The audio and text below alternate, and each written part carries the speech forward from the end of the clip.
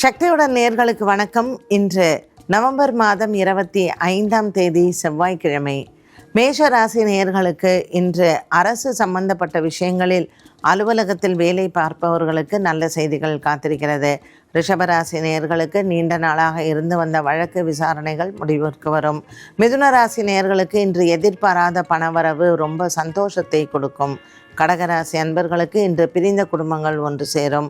சிம்மராசி நேயர்களுக்கு இன்று ஆரோக்கியத்தில் முன்னேற்றங்களை பார்க்கலாம். கன்னிராசி நேயர்களுக்கு இன்று கனவுகள் நிறைவேறும். துலாம் ராசி அன்பர்களுக்கு இன்று கணவன் மனைவி ஒற்றுமை சிறப்பாக இருக்கும். விருச்சிக ராசி நேயர்களுக்கு இன்று மருத்துவ செலவுகள் குறையும்.